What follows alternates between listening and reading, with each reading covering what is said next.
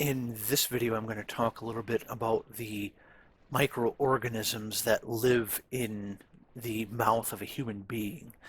And so I put this up here uh, because so the thing I wanted to point out is that the oral cavity has the second largest and diverse microbiota after the gut, harboring over 700 species of bacteria. It nurtures numerous microorganisms, which include bacteria, fungi, viruses, protozoa. The mouth, with its various niches, uh, is an exceptionally complex habitat where microbes colonize the hard surfaces of the teeth and the soft tissues of the oral mucosa. And so the thing I wanted to point out is 700 species, or over 700 species. There's a lot of bacteria in the mouth. And the other thing is the various niches. And so different parts of the mouth are colonized with different types of bacteria. And so it's this amazingly, uh, mind-bogglingly complex environment of microorganisms. And so I'm not going to cover every single one. And so I'm essentially going to cover just a single microorganism, a single type of bacteria that grows on the teeth specifically, and that is the Streptococcus mutans. And the reason I'm going to cover the Streptococcus mutans is because this is the one that is responsible for causing tooth decay, for causing what are called caries in the teeth, which lead to cavities. And so this is the bacteria that is largely responsible for breaking down the enamel of your teeth. And so that's why I thought it would be sort of an interesting case study, I guess, in the bacteria that exist in the mouth. And so I have this right here, which is it goes over the results of different sorts of methods that microbiologists use to characterize different bacteria. And so you're going to get a little bit of a crash course on some microbiology techniques and concepts. And so these basic characteristics are some of the things that microbiologists use to characterize bacteria. And so they look at whether it has a capsule, whether it has what's called the catalase enzyme, and then the gram staining. And so you may have heard of gram positive and gram negative, and I'll go over that a little bit here. Hemolysis, which is the ability of the bacteria to break down red blood cells, which they do in order to get at the nutrients in the red blood cell and the iron specifically. Motility, which is can the bacteria move on its own accord, and the oxidative fermentative, which means is it an aerobic or anaerobic bacteria? And what we see is that this one actually is facultative, and I'll go over what that means here in a little bit. We have the oxidase, which is essentially looking at whether it uses the oxidative phosphorylation or electron transport chain. Uh, they look at the shape, where this one it is streptococcus, and so it's a cocci shape, which is essentially just a sphere, spore. And so this is important because bacteria that can sporulate are able to survive in really, really harsh conditions. And in fact, when you autoclave things like in a laboratory, the reason you have to autoclave at such a high temperature and pressure is to kill bacteria that are able to sporulate. Then there's urease, which is being able to break down urea. And then this Voges Proskauer test, which I'll go over here in a little bit. And so the first one is capsule. And so the Streptococcus mutans is capsulated. And so capsulated looks like this. And so you see all this sort of fuzziness sort of around the bacteria, which is this darker spot inside. And this capsule is made out of out of long chains of sugars that are attached to the bacteria. And this capsule makes the bacteria more hardy. It makes it harder for white blood cells, for instance, to sort of phagocytize the bacteria, and so it makes them harder to kill, essentially. Catalase, which is so this bacteria is catalase negative. What catalase is that it is it's an enzyme that organisms use to break hydrogen peroxide down into water and oxygen. And so the catalase test is essentially you dip your probe here with the bacteria on the loop into hydrogen peroxide, and if it generates bubbles, which would be the oxygen produced here, then it is catalase positive. If it does not produce bubbles, then it's catalase negative. And this is another thing that is important for understanding whether, well, just how much the bacteria can survive in the hydrogen peroxide environment, because one of the things that white blood cells use is peroxisomes to destroy bacteria. So after it phagocytizes the bacteria, then the bacteria is enveloped into peroxisomes, which are hydrogen peroxide environments. And so if a bacteria has catalase, then it can survive better in that environment. So then the other one is Gram staining, which what we can see here, these bacteria, this is under Gram stain, have this sort of dark purple color. And so we can look over here. So Gram positive has the dark purple, and Gram negative will have this more sort of reddish, pinkish color. And so what Gram positive and Gram negative mean is, so Gram positive have a single cell membrane, and then this sort of thick cell wall made out of peptidoglycan, where Gram negative actually have two cell membranes with a peptidoglycan here in the middle in what is called the periplasmic space. And so in general, Gram negative tend to be harder to kill with things like antibiotics, because well, for instance, like the penicillin type antibiotics actually attack the cell wall, and so you can see that if there's this other membrane in the way here, then the bacteria can actually sort of regulate the environment around their cell wall a little bit easier. And I mean, just regulating things that get in and out of the cell more by having these two membrane layers. So this image here is just sort of the same one, but with a little bit more detail. So you can see the Gram positive has the cell wall kind of on the outside here. And the other thing I liked is that we had these capsular polysaccharides shown on here, which remember are the capsules that look like this sort of fuzziness around the outside, and those are just polysaccharides that are attached to the cell wall there and sort of stick out off of the bacteria. And so this Streptococcus mutans is Gram positive, so it is it does have the cell wall exposed to the outside like that. I mean, an instance of a Gram negative would be E. coli. E. coli is Gram negative. Then hemolysis. So this Streptococcus mutans is alpha hemolysis. And so hemolysis is when you do a smear here on a blood plate. And so these different types of hemolysis, so the bacteria were actually smeared on here as alpha in the shape of a beta and in the shape of a gamma.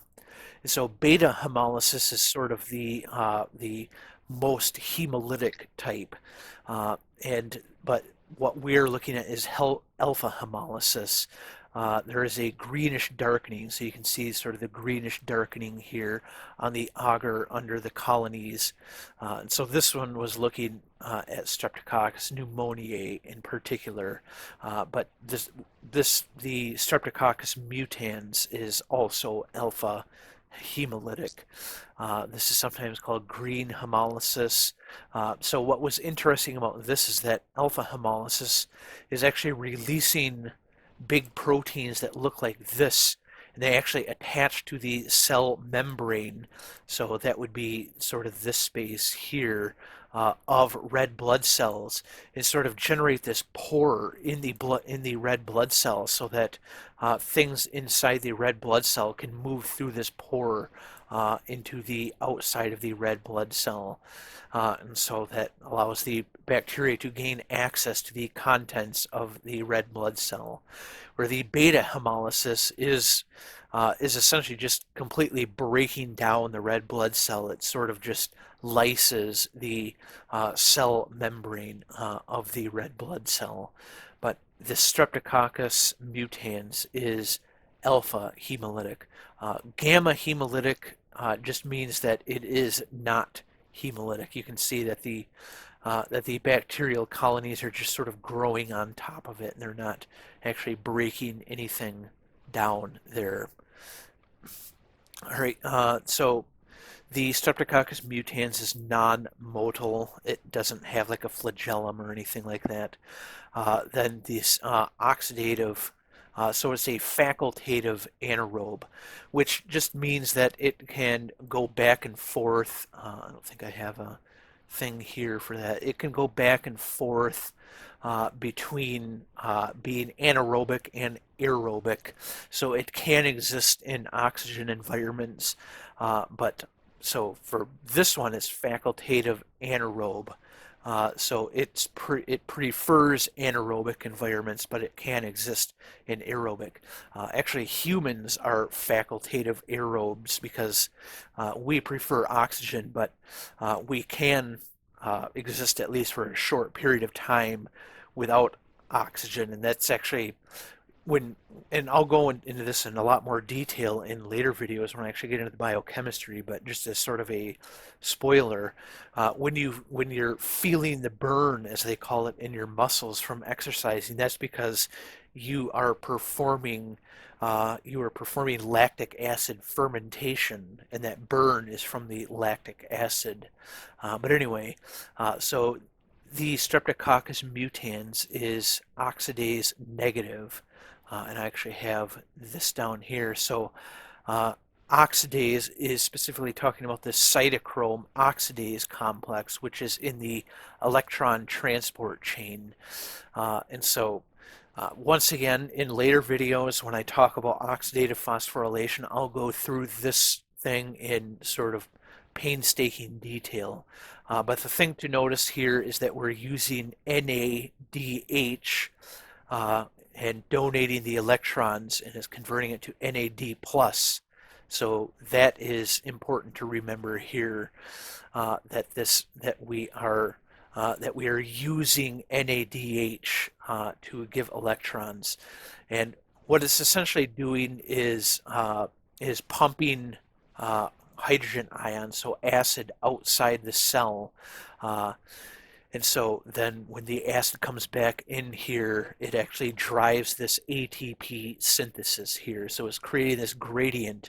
And so when the hydrogens are coming back in through the gradient, it's generating ATP. And so that's the way that it's generating ATP. But the electron transport chain, so these red lines moving through here are the electrons moving through here. And so this last one, this oxidase complex, is actually putting these electrons back onto H plus and O2, and this is why humans need oxygen for this process here, and it generates this H2O, and so this cytochrome oxidase is just giving those electrons back, or putting those electrons onto oxygen, and so it's the last part of this electron transport chain. And so this bacteria does not have this. So it does not have this complex here. And so when it's in an aerobic environment, it must be handling this oxygen in some other way. So it is oxidase negative. So like I said, its shape is the cocci, which is the sort of spherical shape. These right here are not cocci, or at least not the kind of cocci we have here. But if you sort of look at these, you can see that these have that kind of roundish shape looking to them. They are non-sporulating, so they're non-sporing. They are urease negative, so they do not break down urea. And then this Voges proscour, they are Voges proscour positive. So I have that down here. So Voges proscour test is looking for this acetoin here. And so acetoin is released outside the bacteria in order to control environmental pH balance, and as an external food source. So if they are in an environment that has a lot of this acetoin, if they enter into starvation conditions, they can actually reuptake this acetoin and use it as an energy source. And so this is what that test looks like. So if it's positive, you get this reddish color. If it's negative, you get this more clearish color. And so this bacteria is acetoin positive, or VP positive. And that makes sense because this bacteria lives in the mouth where, the conditions, the sort of acidic conditions and the nutrient conditions are going to be changing constantly as the host is, putting things in their mouth and things like that. And so these bacteria, one of the things that we will see here in a little bit is that these bacteria are constantly controlling their environment, and that's what's actually causing the tooth decay. All right, and so over here I have, so these bacteria do lactic acid fermentation, and in particular they do homolactic acid fermentation. And so the heterolytic, they produces one lactate and one ethanol for every glucose that they metabolize, that they do undergoes glycolysis. But on the homolactic, which is what this one is, they generate two lactates, or lactic acid.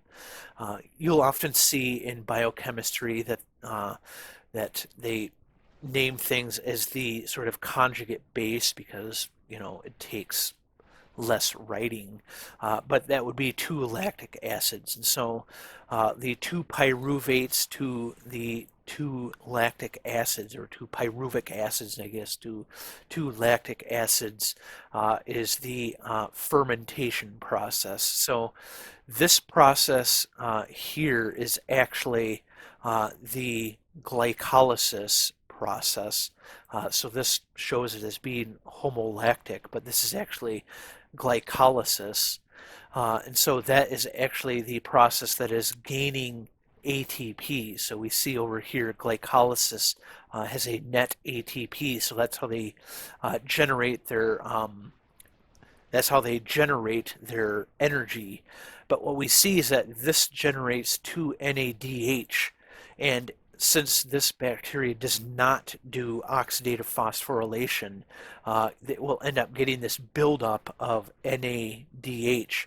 And so it has to get rid of that NADH somehow. And so that's what this lactic acid fermentation does, is it takes this pyruvic acid and it actually it donates a hydrate ion here to this, then this goes and picks up the hydrogen H plus ion, and so we end up with, so there would be an H right here, so we're putting this H with its 2 electrons on, and this H onto the oxygen there to generate lactic acid, which we can see can if deprotonate to form lactate, and that's where we get this H plus ion here, which is the sort of acid activity of the lactic acid, and it's that acid that can actually break down the enamel of your teeth, and I'll talk a bit more about that in the next video when I actually talk about teeth in a little bit more detail. And so I wanted to talk a little bit here about some of the sort of interesting biochemistry of the Streptococcus mutans.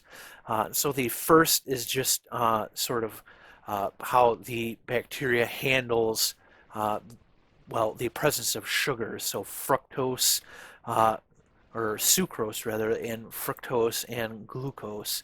So sucrose, which I have right here, is just a glucose and a fructose disaccharide. So it's an alpha 1 beta 2 glycosidic bond between these two things, where fructose, if you watch my video on carbohydrates, is the alpha keto isomer of glucose. But anyway, so sucrose can get broken down by these FTFs and GTFs, which are the glucosal transferases and fructosal transferases. And so we end up with these, so glucans and fructans are essentially just general terms for chains of glucose and chains of fructose, just general chains of glucose and general chains of fructose. So then this DEX-A enzyme can actually break down the glucans into oligosaccharides, and then they get brought into the cell, and they can generate this IPS, which where was that here? So the IPS, which is the intracellular polysaccharide. So anyway, I'll kind of read through this and explain things. While the S mutans can metabolize a large variety of carbohydrates, the figure shows metabolism of most common dietary sugars, so fructose, glucose, and sucrose. Blah blah blah. So sucrose is a substrate of the GTFs and FTFs enzymes which catalyze the production of glucans and fructans respectively. The formation of glucans plays a key role in the virulence, and they contribute to biofilm buildup. And so that's kind of the important thing here. So biofilm is what plaque is, and it's sort of this complex matrix of sugars and proteins and things that these bacteria uses to generate its own environment that it can live within, and so that creates the plaque, and that's what's so when that environment becomes acidic because of this lactic acid buildup inside the biofilm, that's what actually breaks down teeth. So biofilm build up by forming glue-like polysaccharide matrix. Fructans serve as a short-term extracellular carbohydrate source degraded by fructanase Fru-A, yielding fructose can be internalized. Production glucans are susceptible to action of extracellular dextranase, which breaks down the alpha-1,6 linkages, thereby yielding maltodextrans, which is just kind of a general term for short chains of, or oligosaccharides of glucose. After being transported into the cells, the monosaccharides by the action of DexB glucosidase. Oligosaccharides are primarily transported by these types of transporters, where the monosaccharides, disaccharides, are transported in by this PTS system, which are this one, and this transporter, for instance. So those are transporting those into the cell. I'm going to skip down to what I have in blue here. In the intracellular environment, carbohydrates are phosphorylated and processed to fructose 6-phosphate and fermented by glycolysis with production of organic acids, mainly lactic acid. In addition, the glucosamine 6-phosphate is synthesized from fructose 6-phosphate and serves as an initial precursor to cell wall biosynthesis. And so remember, this is that gram-positive, has that cell wall on the outside.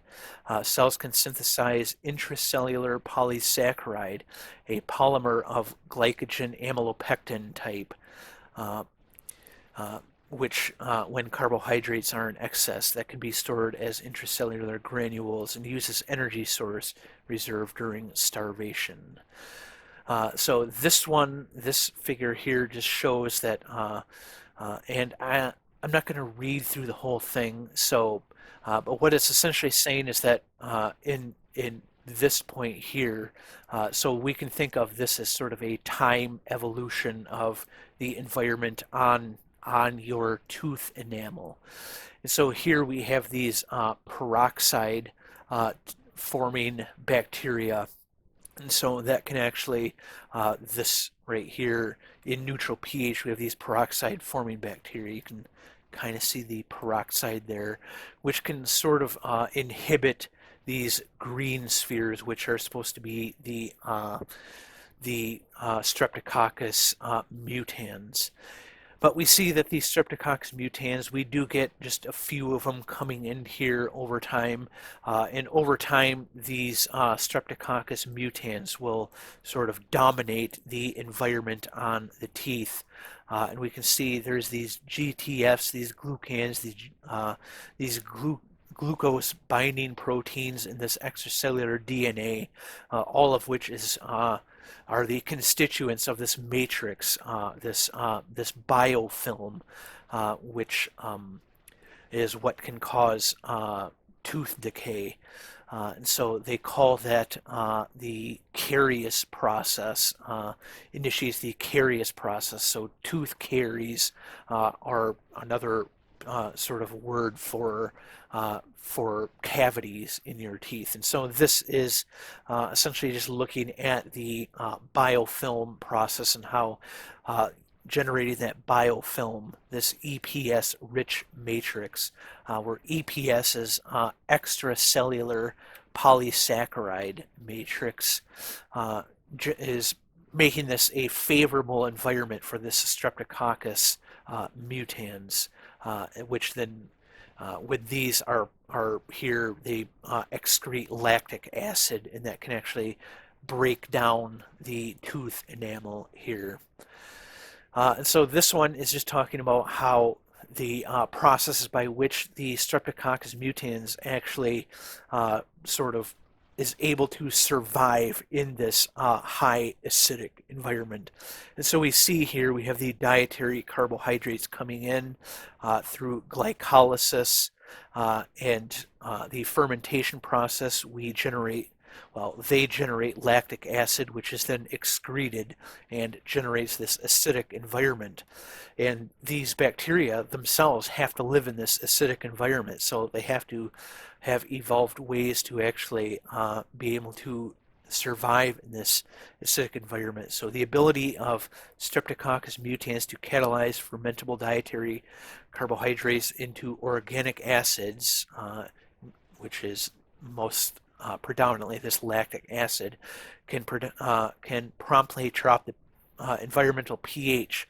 Exposure to sublethal low pH triggers an acid adaptive response known as ATR, or acid tolerance response, which is a robust transcriptional and physiological adaptation mechanism for pH homeostasis.